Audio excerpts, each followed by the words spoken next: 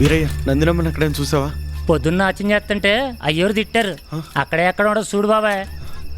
అటువైపు ఏమన్నా చూసావా? అటువైపే ఉండదు చూడు బాబాయ్. సరేరా.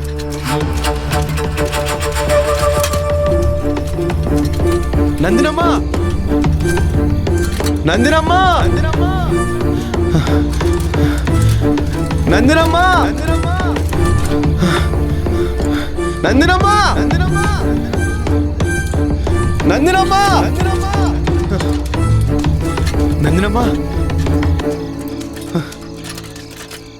ఏంటి నందినమ్మ ఇక్కడ కూర్చున్నావు? ఎన్నిసార్లు చెప్పాలి నీకు నాట్యం జోలికి పోవద్దని?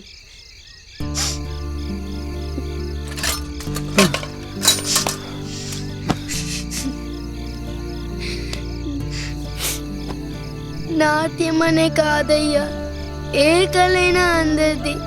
అయినా ఆ ఊరు శివురుండే శివయ్యని ఊరి మధ్యలో పెట్టి కొలిస్తే అంటని అంటూ మన నాట్యం చేస్తే ఎందుకంటిద్దయ్యా? అమ్మా, మనం ఎంత గట్టిగా మాట్లాడినా మన మాటలు ఈ గుడిసెల దట పెద్దల చెవులో పోతుంది. ఒకవేళ ఆ పెద్దల చెవులో పోతే ఈ పాటికి మన ప్రాణాలు ఈ భూమి మీద ఉండవు తల్లి. నా మాటిని నాట్యం నేర్చుకుంటా అన్న ఆలోచన మర్చిపోతల్లి. అయ్యా, నేను చిన్నప్పటి నుంచి ఏమడిగినా ఇచ్చా. అమ్మ ప్రేమ తెలియకుండా పెంచా. కానీ నేనెప్పుడు అమ్మని అడగలేదు. కానీ ఈ నాట్యాన్ని అడుగుతున్నానయ్యా. ఈ నాట్యాన్ని నాకు దూరం చెయ్యకయ్యా.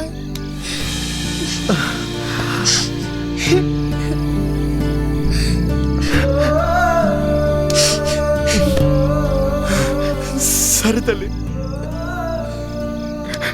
మాకు నేను నీకు నాట్యం నేర్పిస్తాను. కానీ ఎక్కడ ఆ నాట్యం వేయకూడదు. సరే అయ్యా. తల్లి, నీ కంట్లో నుంచి కన్నీళ్ళు ఎప్పుడు రాకూడదు. ఒకవేళ నా ప్రాణం పోయినా సరే. అయ్యా,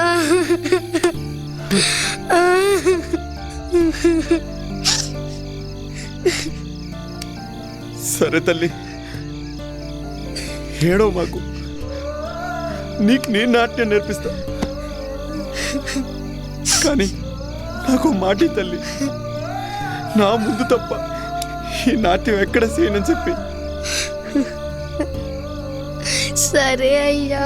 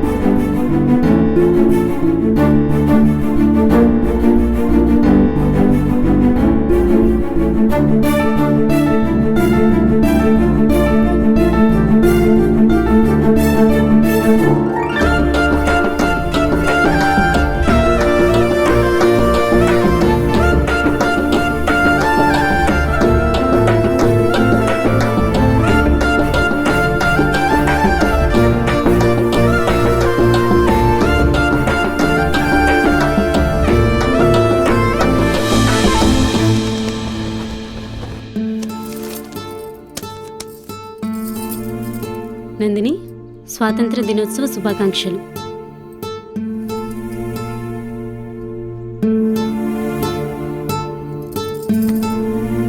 పిల్లలు, స్వతంత్ర దినోత్సవ శుభాకాంక్షలు. ఈరోజు స్వాతంత్ర దినోత్సవం కదా, మీ అందరికీ ఒక పోటీ పెడతాను. పోటీలో గెలిచిన వాళ్ళకి ఈ పెన్ ఇస్తాను. సరేనా? నందిని, ఈ పోటీలో నువ్వు కూడా పాల్గొనొచ్చు. నందినికి శవాల ముందు డప్పు కొట్టడమే వచ్చు టీచర్.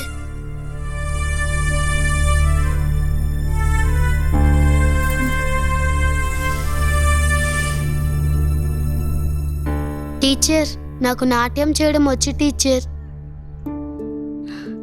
నీకు నాట్యం వచ్చా? వచ్చు టీచర్. సరే వే చూద్దాం. సరే టీచర్.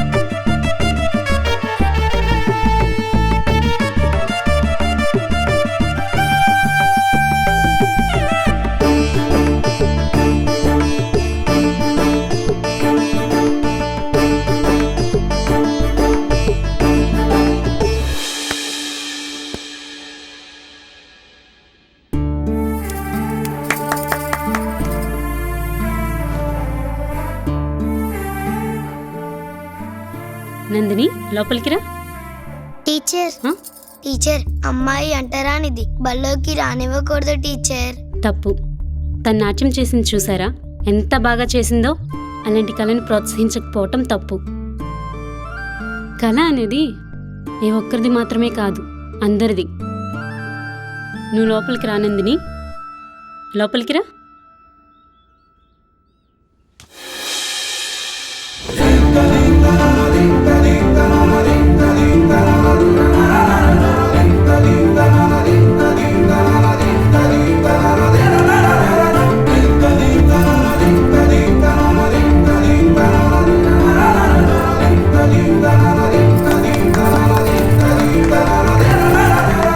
నందిని ఈ పెన్ తీసుకో నందిని.